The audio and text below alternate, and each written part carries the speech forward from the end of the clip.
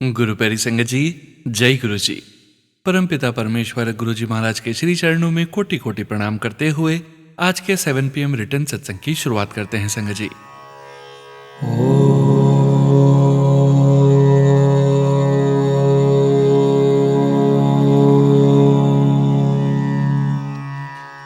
नमः शिवाय।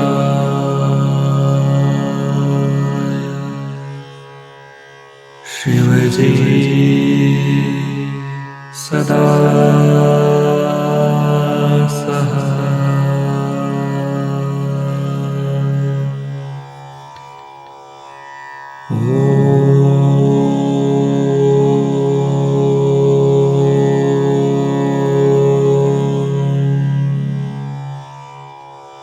नमः शिवाय।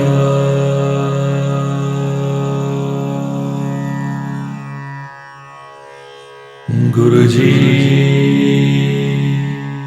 सदा सहाय।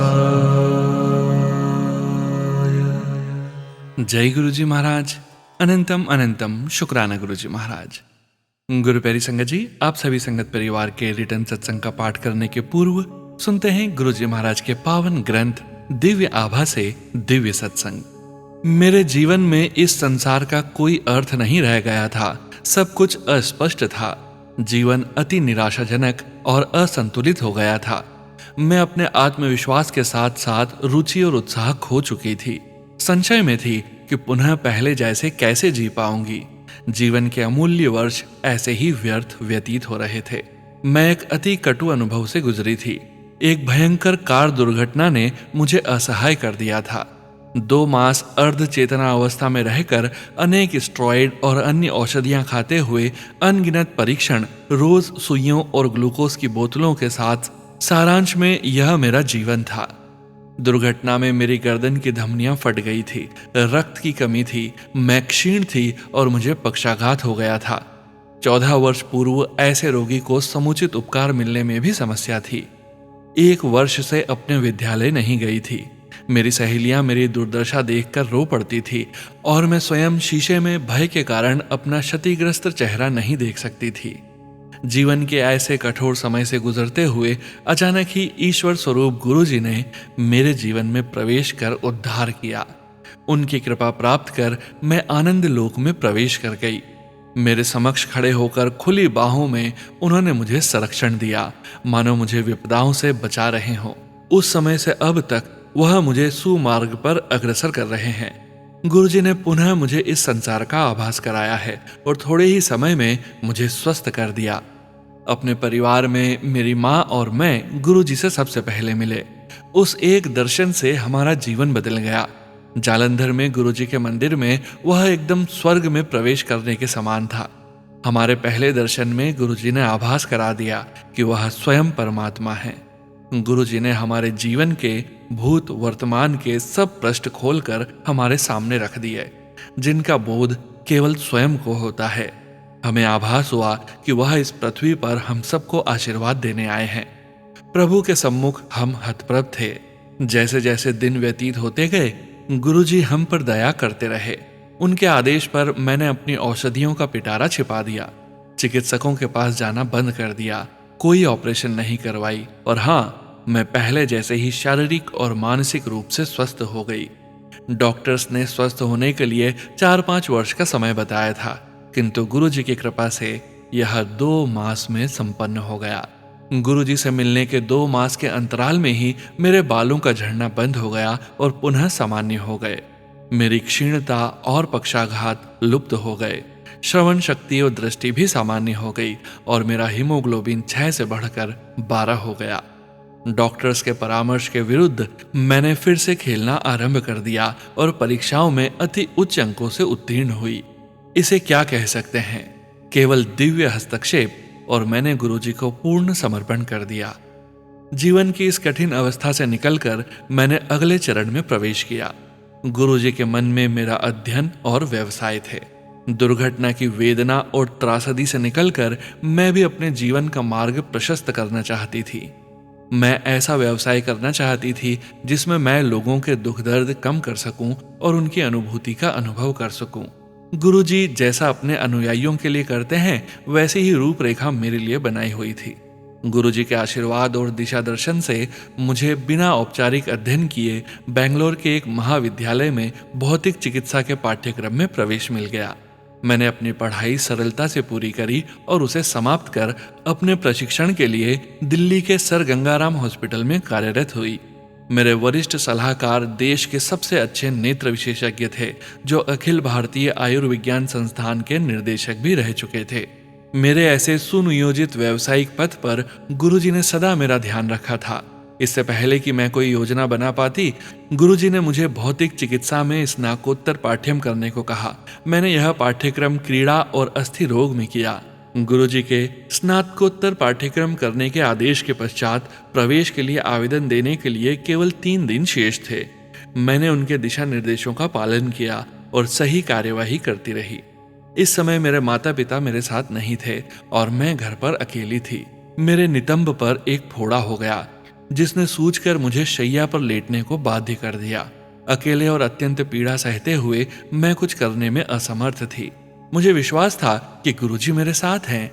गुरुजी की संगत के सदस्य उन दिनों घर आते रहे। मैं गुरुजी के सत्संग करती थी और घाव बढ़ता गया। डॉक्टर्स यह देखकर आश्चर्यचकित थे। उन्होंने उसे फोड़ने का परामर्श दिया था, किंतु जिस भांति वह सूख रहा था उसके कारण से वह अनभिज्ञ थे। यह एक ऐसा विषय था जिसके बारे में सोचने से भी मैं कतराती थी। मुझे इतना कुछ करना शेष था, अपने आप को सिद्ध जो करना था, किंतु मेरे प्रभु गुरुजी ने मेरी भलाई के लिए मेरे जाने बिना ही मेरे जीवन के बारे में सोचा हुआ था। तो 23 वर्ष की आयु में उन्होंने मुझे विवाह करने के लिए 1 माह का समय दिया। यह अवधि मेरे लिए विवाह के बारे में न सोचने के कारण स्तब्ध करने वाली और अत्यंत कठिन थी। तथापि गुरुजी के दया से सब कार्य सहजता से होते गए, जैसे स्वयं ही हो रहे हों। मेरे परिवार के सदस्यों ने वर के लिए, जिसे मैं जानती थी, हाँ कर दी। गुरुजी ने उसे हमारे पास मेरे विवाह से मात्र 20 दिन पहले भेजा था। इस छोटे से समय में विवाह की सब तैयारियां, जो सामान्यतः 2-3 महीनों में होती हैं, हो गईं। गुरु कृपा से विवाह भी बहुत वैभवशाली ढंग से संपन्न हुआ और उसके हर अंग में उनका प्रभाव स्पष्ट था। सब अतिथियों ने वातावरण, भोजन और सजावट आदि की अत्यधिक प्रशंसा करी। विवाह होते हुए गुरुजी ने संगत के एक सदस्य के माध्यम से संदेश भेजा कि हम दोनों जीवन भर के लिए साथ रहेंगे। इससे बड़ी और कौन सी भेंट हो सकती है। जब गुरुजी ने जीवन के सबसे महत्वपूर्ण निर्णय को अपना आशीष दे दिया है, तो चिंता का कोई प्रश्न ही नहीं उठता है। विवाह स्थल का विशेष वर्णन करना अनिवार्य है। सामान्यतः दिल्ली में विवाह स्थल बहुत पहले आरक्षित करना पड़ता है, क्योंकि अच्छे स्थानों की सदा कमी रहती है। यद्यपि मेरे विवाह में समय की कमी थी, उचित स्थान मिलने में कोई अड़चन नहीं हुई। अशोक होटल के बारे में गुरुजी ने मुझे 12 वर्ष पूर्व बताया था, किंतु 11 वर्ष की आयु में मैंने उस पर कोई ध्यान नहीं दिया था। गुरुजी के साधारण से कहे गए वचन भी अनुयायी के प्रति उनके मन की वास्तु स्थिति दर्शाते हैं। मुझे यह भी ज्ञात हुआ कि उनके अनौपचारिक से कहे हुए शब्दों में भी अत्यंत गूढ़ ज्ञान छिपा रहता है और उनको कभी भी सुनकर अनसुना नहीं करना चाहिए। मेरे जीवन का आधार गुरुजी हैं और सदा रहेंगे। मैं ऐसा परिवार चाहती थी जहां पर वह इसे समझ सकें और सदा मेरा साथ दें। मेरी नंद, सास और मेरे पति सब गुरुजी में विश्वास रखते हैं। मैं गुरुजी की आभारी हूं कि उन्होंने यह सब संभव कर दिया। गुरुजी अपनी कृपा वृष्टि हमारे परिवार पर करते रहते हैं, भले ही वह मेरे पति, उनका व्यवसाय, मेरी नंद, अन्य ससुराल के सदस्य या पारिवारिक शांति की बात हो। वह जीवन के प्रत्येक पहलू को छूते हैं। दूतावास जाए बिना ही वीजा मिलना, संपत्ति के लेख, मेरे पति के व्यवसाय के मार्ग को सरल करना, गुरुजी सदैव हमारे साथ हैं और रहेंगे। दुर्घटना के पश्चात मेरे माता पिता अत्यंत विचलित हो गए थे। उनका जीवन अस्त व्यस्त हो गया था। उन्होंने अपनी बेटी को एक अति कटु मानसिक आघात से गुजरते हुए देखा था। मेरी माँ का जीवन मानो थम सा गया था। उनकी प्रत्येक क्रिया मेरे इर्द गिर्द घूमती थी। अति सौभ्य और हंसमुख स्वभाव वाली मेरी माँ मानसिक रूप से अत्यंत विचलित हो गई थी, किंतु गुरुजी ने मेरे माता पिता को आश्रय दिया, जिसकी उन्हें अत्यधिक आवश्यकता थी। उन्हें उत्साह और प्रेरणा दी और उनके जीवन को पुनः रसमय बनाया। मेरी माँ की वेदना, जिन्हें उन्होंने अपने जीवन का पर्याय मान लिया था, कुछ ही समय में समाप्त हो गई। मेरे पिता एक सेना अधिकारी होते हुए पंजाब या कश्मीर में अक्सर गंभीर समस्याओं में उलझे रहते थे। राष्ट्र की सेवा में लगे हुए प्रायः वह देश के दुश्मनों का सामना करते रहते थे और उनके जीवन को सदा मृत्यु का भय रहता था। मेरी माँ को सदा चिंता रहती थी, पर गुरुजी कहते थे कि चिंता की कोई आवश्यकता नहीं है। उनके दर्शन, स्वप्न अथवा सुगंध के माध्यम से उनके साथ होने की अनुभूति सदा रहती थी, माँ को आश्वासन देते हुए या पिता का संरक्षण करते हुए। मेरे छोटे भाई की सेना में जाने की हार्दिक अभिलाषा थी। गुरुजी ने इस विचार का प्रेम और अभिमान से स्वागत किया। उसके लिए शारीरिक परीक्षण की सीढ़ी पार करना सरल नहीं था। वह 2 बार असफल रहा था। डॉक्टर्स के अनुसार वह वर्णांध था, जिसका कोई उपचार नहीं है। गुरुजी ने आश्वासन दिया था कि इस बार वह सफल रहेगा, और तीसरी बार वास्तव में उसमें इस रोग के कोई चिन्ह नहीं मिले। अचंभा, अचंभा और अचंभा। हम गुरुजी के दर्शन के लिए बीकानेर से दिल्ली आए थे। हमें रात्रि 9 बजे की गाड़ी से बीकानेर लौटना था, जो वहां प्रातः 8 बजे पहुंचती है। किंतु गुरुजी के मंदिर से उनके आदेश के बिना जाने का प्रश्न ही नहीं उठता है। हम गुरुजी के सम्मुख बैठे हुए थे। उन्हें पता था कि हमारे लिए क्या उचित है। समय गुजरता जा रहा था। अंत में उन्होंने हमें 10 बजे जाने की आज्ञा देकर 11 बजे की ट्रेन से जाने के लिए कहा, जिससे हम कुछ समय बचा सकें। इतने प्रबंध के पश्चात हमारी गाड़ी बीकानेर स्टेशन पर प्रातः 8 बजे ही पहुंच गई। इतने समय की बचत के कारण हम अति प्रसन्न थे। अचंभे की बात है कि 8 बजे वाली ट्रेन हमारे पहुंचने के बाद 9 बजे वहां पहुंची। उसे धुंध के कारण देरी हो गई थी। तब हमें पता लगा कि गुरुजी ने हमें क्यों रोका हुआ था। गुरुजी ने मेरे पिता की वृत्ति का भी ध्यान रखा और सदा करते रहेंगे। जब भी मेरे पिता को आवश्यकता होती है, गुरुजी उनके साथ होते हैं। कार्यरत रहते हुए उतार चढ़ाव आते रहते हैं और इसमें अक्सर योग्य अधिकारी का नुकसान होता है। मेरे पिता के सेना में रहने के कारण स्थानांतरण और परिवार को स्थायी रखने की समस्याएं सदा रहती थी। दुर्घटना के पश्चात मेरे पिता के पहले दर्शन पर गुरुजी ने मेरे पिता के मन में दुर्घटना के अवसर पर गुजरती हुई प्रत्येक बात बता दी। उन्होंने बताया कि मेरे पिता ने उस समय दुर्घटना को रोकने का कितना अथक प्रयास किया था। यह केवल मेरे पिता को पता था। गुरुजी, हमारे प्रभु को इसका ज्ञान होना ही था, यद्यपि वह उस समय वहां नहीं थे और हम उन्हें जानते तक नहीं थे। मेरे पिता कई वर्षों से पीठ दर्द से पीड़ित थे। उन्हें बैठने या उठने में कठिनाई होती थी, क्योंकि हम गुरुजी के पास और गंभीर समस्या लेकर गए थे। यह छोटी मोटी बातें हमने उनसे नहीं कही थी, किंतु ईश्वर को सबका ज्ञान होता है। अतः एक दिन उन्होंने मेरे पिता को बुलाया और कहा कि चलिए आपके स्पॉन्डिलाइटिस का उपचार करते हैं। रसोई से एक चम्मच को उन्होंने मेरे पिता के मेरुदंड के दोनों ओर ऊपर से नीचे तक ले गए और उनकी पीठ थपथपाकर बोले कि उपचार हो गया। उस दिन से मेरे पिता को वह समस्या फिर कभी नहीं हुई है। जब मेरे पिता 1994-95 में कर्नल थे, पूरे प्रेम सहित गुरुजी ने उनको कहा कि उन्होंने उन्हें मेजर जनरल बना दिया है। सेना में पदोन्नति के लिए हायर कमांड या लॉन्ग डिफेंस मैनेजमेंट में से एक पाठ्यक्रम अर्थात कोर्स करना आवश्यक है। अति उच्चतम अधिकारी होते हुए भी मेरे पिता का इन दोनों में से किसी में भी नामांकन नहीं हुआ। उस समय वह लेह में एक ब्रिगेड के उप कमांडर थे। उनकी ब्रिगेड को आतंकवादी समस्या से जूझने के लिए कश्मीर भेजा गया। गुरुजी की दया से वहां पर उनकी सेवा इतनी प्रशंसनीय रही कि मेजर जनरल तक की पदोन्नति के लिए उनका मार्ग प्रशस्त हो गया। वहां से उनको राष्ट्रीय रक्षा कॉलेज के लिए नामांकित किया गया। हायर कमांड या लॉन्ग डिफेंस मैनेजमेंट कोर्स किए बिना वह अकेले ऐसे ब्रिगेडियर थे। उनकी पदोन्नति भी चमत्कारिक है, क्योंकि आर्टिलरी में केवल 3 ब्रिगेडियर ही मेजर जनरल पद के लिए चुने गए थे। मेरे पिता जालंधर में थे और उनकी रेजिमेंट को नसीराबाद जाने के आदेश आए। गुरुजी बोले कि परिवार को अगले 6 माह तक कहीं जाने की आवश्यकता नहीं है। मनुष्य होने के कारण हमने उनकी अवहेलना की और वहां जाकर स्कूलों में प्रवेश ले लिया। पता लगा कि उन विद्यालयों का वातावरण अत्यंत निराशाजनक था। हमें बिना कुछ प्राप्त किए खाली हाथ ही वापस आना पड़ा। उसके तुरंत बाद पंजाब में अत्यधिक वर्षा हुई, जितनी संभवतः पहले कभी नहीं हुई थी। मेरे पिता की रेजिमेंट को वहीं पर 6 मास और रुकना पड़ा। इसे क्या कहेंगे? अचंभा ही अचंभा। एक रात हम अपनी नई इंडिका गाड़ी में वापस घर आ रहे थे कि अचानक कार के गियर में समस्या आ गई और वह तीसरे पर अटक गया। हम में से किसी को भी इस कार के बारे में कुछ नहीं पता था, अतः मेरे पिता ने उसी गियर में गाड़ी चलाई।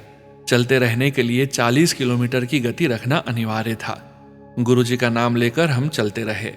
उस 13 किलोमीटर के मार्ग पर अनेकों लाल बत्तियों के होते हुए भी हमें कोई रुकावट नहीं हुई। अंत में घर के पास गायों का एक झुंड बैठा हुआ था। मेरे पिता को लगा कि अब तो गाड़ी रुक जाएगी। अचानक वह सब गाय उठकर एक किनारे हो गई और कार निकलने के पश्चात वहीं सड़क पर आकर बैठ गई। जिस दिन मेरी माँ ने गुरुजी के दर्शन किए वह उनके लिए सबसे बड़ा दिन रहा है और वह उसे कभी भी भूल नहीं सकती। कार दुर्घटना के पश्चात हमारे हितैषी गुरुजी के पास जाने के लिए कहते थे। मेरी माँ में धार्मिक प्रवृत्ति का अभाव था, अतः वह नहीं जाती थी। एक दिन उनकी एक मित्र जो गुरुजी की भक्त भी थी, प्रातःकाल उनके पास जा रही थी। मेरी माँ के मन में अनेक विचार उत्पन्न हुए। क्या इसे कुछ और करने को नहीं है? घर के सब काम छोड़कर यह ऐसे कैसे जा सकती है? इस युग में भी यह बाबा और संतों के चक्कर काट रही है। मेरी माँ की वह मित्र मेरी माँ को बार बार चलने का आग्रह करती रही थी, अतः माँ ने सोचा कि आज उनके साथ जाकर यह काम भी निपटा लिया जाए। मेरी माँ उनके साथ दो बातों को मन में बिठाकर गई। वह बार बार कहती थी, पहली कि आस्था आवश्यक है और दूसरी कि वह सर्वज्ञाता है। जब वह गुरुजी के पास पहुंची तो अपने आसन पर बैठे हुए अद्वितीय स्नेह और प्रेम की उस जीवित मूर्ति के दर्शन किए जो नश्वर की श्रेणी में कदापि नहीं थे। कई मास की व्यथा के पश्चात मेरी माँ ने शांति से सांस ली। उनके प्रथम दर्शन के लिए वही दिन निश्चित रहा होगा। उनके सम्मुख वह अपनी सब समस्याओं से मुक्त हो रही थी। उस शुभ दिन के उपरांत बीते दिनों को भूलने का सिलसिला शुरू हो गया। हम गुरुजी के दर्शन हेतु जालंधर जाते थे और रविवार की रात्रि को चलकर सोमवार को सुबह कार्यालय में पहुंच जाते थे, क्योंकि उन दिनों पंजाब में रात को बसें नहीं चलती थी। हम रात को 2:30 बजे वाली ट्रेन पकड़ते थे। एक दिन जब हम गुरुजी के दर्शन कर रहे थे, मेरे पिता को प्रातः 8:30 बजे अपने कार्यालय पहुंचना था, परंतु गुरुजी ने हमें अपने पास बिठाए रखा। ट्रेन का समय निकल चुका था। 3 बजे उन्होंने हमें जाने की आज्ञा दी, यह कहकर कि हम ट्रेन जालंधर छावनी स्टेशन से पकड़ें। अगली ट्रेन 4:15 बजे की थी, जो मेरे पिता के कार्यालय के पहुंचने के समय के बाद ही पहुंचती। 3:15 बजे हम छावनी स्टेशन पर पहुंचे और मेरे पिता टहलते हुए पूछताछ कार्यालय पहुंचे, जो उस समय बंद होना चाहिए था, किंतु वह खुला हुआ था। उन्होंने जब 4:15 से पहले अंबाला की ओर जाने वाली किसी और ट्रेन के बारे में जानना चाहा तो खिड़की पर बैठे हुए लिपिक ने उत्तर दिया कि एक विशेष ट्रेन सिग्नल होने की प्रतीक्षा कर रही है और वह अंबाला जाएगी। मेरे पिता ने हम सबको जल्दी से अंदर बुलाया और उसी समय उस ट्रेन ने भी प्लेटफॉर्म पर प्रवेश किया। हम शीघ्रता से ट्रेन में सवार हुए तो देखा कि डिब्बा बिल्कुल खाली था और संभवतः पूरी ट्रेन भी खाली ही थी। सुरक्षा के लिए हमने डिब्बे को बंद कर लिया। जब ट्रेन चली तो उसमें कुछ भी सामान्य नहीं था। जालंधर से अंबाला तक की यात्रा उसने इतनी तीव्र गति से पूर्ण करी मानो वह पटरी पर नहीं अपितु हवा में उड़ रही है। जब कुछ ही घंटों में हम अंबाला पहुंचे और मेरे पिता ने स्टेशन मास्टर से पूछा कि वह कहाँ जा रही है, तो उसे उसके बारे में कुछ भी ज्ञात नहीं था। कल्पना कीजिए कि एक स्टेशन मास्टर को अपने स्टेशन पर आई हुई ट्रेन के गंतव्य के बारे में कुछ पता नहीं हो। स्टेशन से बाहर निकलते ही हमें चंडीगढ़ की बस मिल गई और उससे हम 40 मिनट में ही वहां पहुंच गए। वहां पहुंचकर उसके चालक ने बस अड्डे न जाकर यात्रियों को एक गोल चक्कर पर उतार दिया, पर किसी भी यात्री ने विरोध नहीं किया। बस के इस बदले हुए मार्ग से हमें पिता के ऑफिस के निकट ही उतरने का अवसर मिल गया। मेरे पिता ने चालक से विनती करी तो उसने 15 मिनट के बाद हमें चंडी मंदिर के द्वार पर उतारा। जब मेरे पिता ने मुख्यालय के वाहन विभाग में फोन किया तो वह सोच रहे थे कि वह अति शीघ्र उनके चालक को ढूंढकर उसे भेज देंगे, जिससे उनके समय की बचत हो जाएगी। किंतु दूसरी ओर से फोन उनके चालक ने ही उठाया। जैसे जैसे सब परिस्थितियां स्वतः ही ठीक होती गई और मेरे पिता अपने ऑफिस ठीक समय से पहुंच गए। हमने गुरुजी को धन्यवाद दिया। अगले सप्ताह जब हम जालंधर पहुंचे तो गुरुजी ने मेरे पिता से पूछा कि उन्हें वह भूत ट्रेन कैसी लगी थी। तब हमें पता लगा कि यात्रा का समय इतना कम कैसे हुआ था। दिव्य हस्तक्षेप, गुरुजी महान हैं। संक्षेप में यह मेरे और मेरे परिवार के संस्मरण है। हमारी ओर से क्या आवश्यक था? केवल आस्था और समर्पण। क्या उसकी आशा करना बहुत अधिक है? गुरुजी हमारे सम्मुख हैं, वही परमात्मा है। समय रहते हम इस तथ्य से अवगत हो जाएं तो अच्छा रहेगा। हर मिनट, हर सेकंड चमत्कार से परिपूर्ण है। कहने को अभी भी बहुत कुछ शेष है। सबको आकर इस आनंदमय संसार और प्रभु प्रेम को प्राप्त करना चाहिए। वह हम सबको बुला रहे हैं। हम किसकी प्रतीक्षा कर रहे हैं? श्रीमती निक्की मल्होत्रा, दिल्ली से। जय गुरुजी महाराज। अनंतम अनंतम शुक्राना गुरुजी महाराज। जय गुरुजी संगत जी। गुरु प्यारी संगत जी, अब आप सुनने जा रहे हैं पीडीएफ फाइल के रूप में व्हाट्सएप पर प्राप्त सत्संग। संगत जी के मोबाइल के लास्ट 4 डिजिट्स हैं 2281। जय गुरुजी महाराज। अनंतम अनंतम शुक्राना गुरुजी महाराज। जय गुरुजी संगत जी, मैं पूजा रानी ਤੁਹਾਡੇ ਨਾਲ अपना सत्संग शेयर कर रही हाँ। सत्संग शेयर करन तो पहला मैं गुरुजी ਦਾ ਮੰਤਰ ਜਾਪ ਕਰਾਂਗੀ। ओम नमः शिवाय, शिवजी सदा सहाय। ओम नमः शिवाय, गुरुजी सदा सहाय। संगत जी, मेरा बेटा गुरुजी ਦੇ ਆਸ਼ੀਰਵਾਦ ਨਾਲ ਅਬਰੋਡ ਆਸਟ੍ਰੇਲੀਆ ਸਟੱਡੀ ਵੀਜ਼ਾ ਤੇ ਗਿਆ। ਉੱਥੇ ਗੁरुजी ਦੀ ਕਿਰਪਾ ਦੇ ਨਾਲ ਉਸ ਨੂੰ ਕੰਮ ਵੀ ਮਿਲ ਗਿਆ, ਪਰ ਕਾਫੀ ਦੇਰ ਤੋਂ ਉਹ ਉਸ ਜਗ੍ਹਾ ਤੇ ਕੰਮ ਕਰ ਰਿਹਾ ਸੀ। ਉਸ ਬੰਦੇ ਨੇ ਉਸ ਦੇ ਪੈਸੇ ਨਹੀਂ ਦਿੱਤੇ ਸੀ। ਸਾਰਾ ਦਿਨ ਟੈਨਸ਼ਨ ਬਣੀ ਰਹਿੰਦੀ ਸੀ।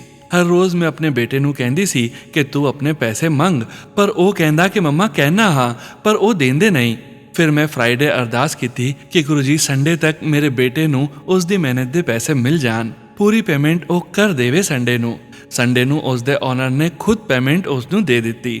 ਬੇਸ਼ੱਕ ਸਾਰੀ ਪੇਮੈਂਟ ਨਹੀਂ ਮਿਲੀ, ਕੁਝ ਪੇਮੈਂਟ ਮਿਲਣ ਨਾਲ ਬਾਕੀ ਪੇਮੈਂਟ ਮਿਲਣ ਦੀ ਆਸ ਬਣ ਗਈ ਹੈ। ਮੈਂ ਗੁਰੂ ਜੀ ਨੂੰ ਕਿਹਾ ਸੀ ਕਿ ਮੈਂ ਨਿਊਜ਼ ਮਿਲਣ ਦੇ ਨਾਲ ਹੀ ਸ਼ੁਕਰਾਨਾ ਸਤਸੰਗ ਸ਼ੇਅਰ ਕਰਾਂਗੀ। मैं उस दिन गुरुजी ਦੇ डुगरी मंदिर गई सी। लेट नाइट वापस आन के मैं शुकराना सत्संग शेयर नहीं कर पाई। इस ਲਈ मैं गुरुजी तो हाथ जोड़ के माफी ਮੰਗਨੀ ਆ ਸੰਗਤ ਜੀ, ਅਤੇ ਉਹਨਾਂ ਅੱਗੇ ਅਰਦਾਸ ਕਰਦੀ ਹਾਂ ਕਿ ਮੇਰੇ ਬੇਟੇ ਦੀ ਮਿਹਨਤ ਦੇ ਬਾਕੀ ਰਹਿੰਦੀ ਪੇਮੈਂਟ ਵੀ ਉਸ ਨੂੰ ਮਿਲ ਜਾਵੇ। ਜੈ ਗੁਰੂ ਜੀ ਸੰਗਤ ਜੀ। ओम नमः शिवाय, शिवजी सदा सहाय। ओम नमः शिवाय, गुरुजी सदा सहाय। जय गुरु जी, शुक्राना गुरु जी। जय गुरु जी संगत जी। गुरु प्यारी संगत जी, अब आप सुनने जा रहे हैं पेजेस पर लिखकर व्हाट्सएप पर प्राप्त सत्संग। जय गुरु जी महाराज। अनंतम अनंतम शुक्राना गुरु जी महाराज। जय गुरु जी संगत जी। जय गुरु जी सोनू अंकल जी।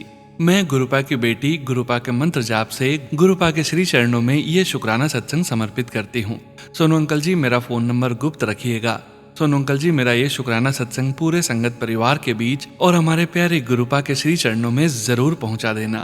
ओम नमः शिवाय, शिवजी सदा सहाय। ओम नमः शिवाय, गुरुजी सदा सहाय। गुरुपा शुक्राना शुक्राना, अनंतम शुक्राना शुक्राना। गुरुपा, मुझे भीड़ से चुनने का शुक्राना, मुझे अपनी बेटी बना के मेरे पिता बनने का शुक्राना, मेरा हाथ मजबूती से थामने का शुक्राना गुरुपा, अपने श्री चरणों से लगा कर रखने का, हमारे दिल में रहने का शुक्राना गुरुपा, हमेशा मुझे मझधार से किनारे लगाने का शुक्राना, हमेशा अपनी प्रेजेंस फील करवाने का शुक्राना, टेलीपैथी के थ्रू हमारे मन में उठ रही सारे सवालों का जवाब देने का शुक्राना।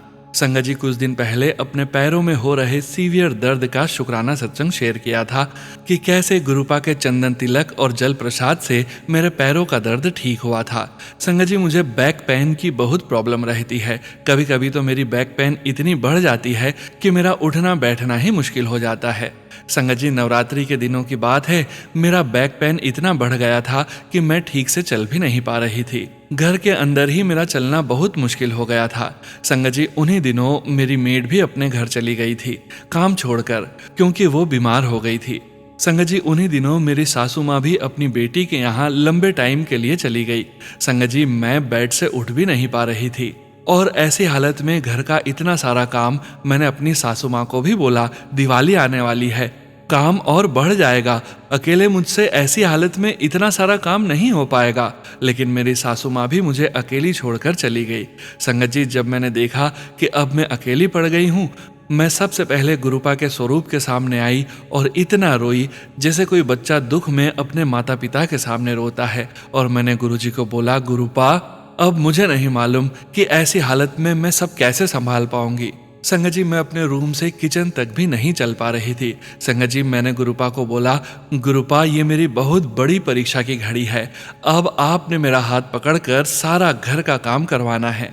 संगत जी, मैंने गुरुपा के सामने ही अपने आंसू पोंछे और गुरुपा का चंदन तिलक जल प्रसाद में मिलाकर अपनी बैग में लगाया और जल प्रसाद भी पिया, लगातार मंत्र जाप भी किया। संगत जी, विश्वास करना मुश्किल होगा कि कहाँ तो मैं घर के अंदर भी नहीं चल पा रही थी, लेकिन मेरे गुरु पिता की मुझ पर इतनी मेहर हुई कि मैंने दिवाली की सारी सफाई, घर का सारा काम अकेले ही किया। मेरा बैक पेन जो इतना ज़्यादा हो गया था वो कंट्रोल में हो गया। तब से लेकर अब तक दिवाली भी निकल गई। मैं अकेले ही घर का सारा काम करती हूँ। मेरे पास अभी कोई नई मेड भी नहीं आई है। संगत जी, ये मेरा बहुत बड़ा शुक्राना सत्संग है। किसी भी संगत की बैक पेन की प्रॉब्लम होगी तो वो समझ पा रही होगी। ये मेरी लाइफ में गुरुपा का बहुत बड़ा मिरेकल है। मैं अपने गुरुपा का कोटि कोटि शुक्राना करती हूँ। संगत जी, जब मैं अकेली पड़ गई, घबरा गई और खूब रोई, तब मुझे गुरुपा के स्वरूप के सामने बैठकर ऐसा महसूस हुआ जैसे गुरुपा मुझे कह रहे हों, बेटा क्या हुआ, सब छोड़ के चले गए, मैं हूं ना। संगत जी, मुझे फील होता है कि गुरुपा मेरे साथ ही हैं। संगत जी, शुक्राना तो मेरे लिए बहुत कम है। मैं अपने प्यारे गुरुपा का किन शब्दों में शुक्राना करूं। गुरुपा, मैं अपनी हर अरदास में आपसे आपको ही मांगती हूं। गुरुपा, आपका साथ चाहिए, सर पे आपका हाथ चाहिए। गुरुपा, मेरी हर सांस जो आपने दी है आपका शुक्राना करती है। संगत जी, सोनू अंकल जी, मेरा ये सत्संग थोड़ा बड़ा हो गया है, मुझे क्षमा कीजिएगा। गुरुपा इसी तरह सारे संगत परिवार पर और सोनू अंकल और उनके परिवार को खूब ब्लेस करिएगा। अब मैं अपने शुक्राना सत्संग को यहीं पर विराम देती हूँ। ओम नमः शिवाय, शिवजी सदा सहाय। ओम नमः शिवाय, गुरुजी सदा सहाय। जय गुरु जी, शुक्राना गुरु जी। जय गुरु जी। संगत जी, गुरु प्यारी संगत जी, अब आप सुनने जा रहे हैं व्हाट्सएप मैसेज के रूप में प्राप्त सत्संग। संगत जी के मोबाइल के लास्ट 4 डिजिट्स हैं 3508। जय गुरु जी महाराज, अनंतम अनंतम शुक्राना गुरु जी महाराज। जय गुरु जी, शुक्राना गुरु जी। जय गुरु जी अंकल जी, आज मैं अपने पापा का सत्संग शेयर करना चाहती हूँ। शुक्राना गुरु जी, आपने उन्हें दूसरा जन्म दिया। संगत जी, कुछ दिन पहले मुझे फेसबुक पर गुरु जी के एक्सीडेंट की पिक्चर शो होती थी। उनके सर पर चोट लगी हुई थी और लिखा था, तेरे पिता को चोट लग गई है, शुक्राना कर, ठीक हो जाएगा। संगत जी, हम लोग आलस कर देते हैं, जस्ट नीचे कमेंट बॉक्स में शुक्राना कर देते हैं। मैंने भी ऐसे ही शुक्राना लिख दिया, बट फ्राइडे 31 अक्टूबर को इंडिया में मेरे पापा को चोट लग गई रात को।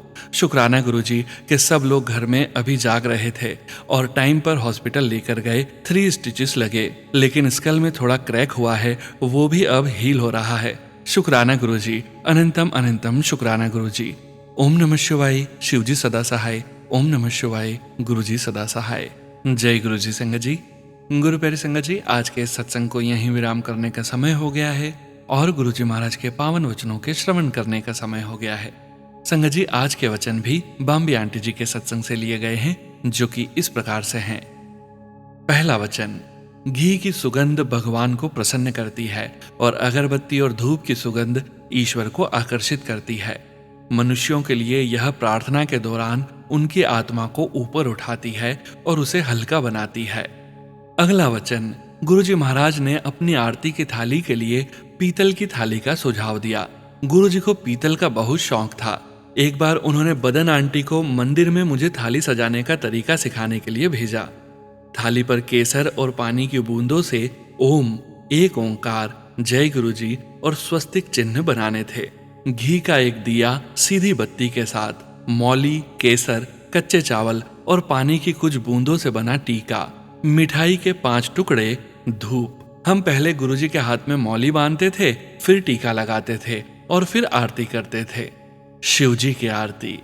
तीसरा वचन, ब्लेस करवाने के लिए लोटा चमकदार और बिना किसी खरोंच या डेंट वाला होना चाहिए। जय गुरुजी महाराज, अनंतम अनंतम शुक्राना गुरुजी महाराज।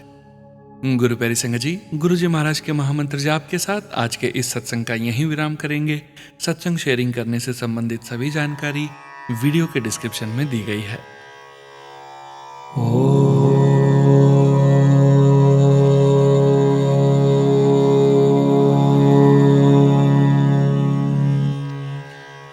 नमः शिवाय।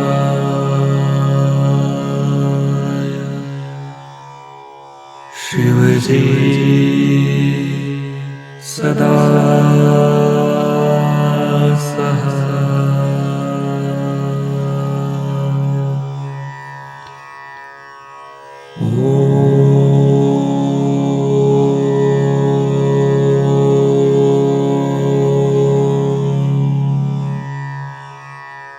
नमः शिवाय।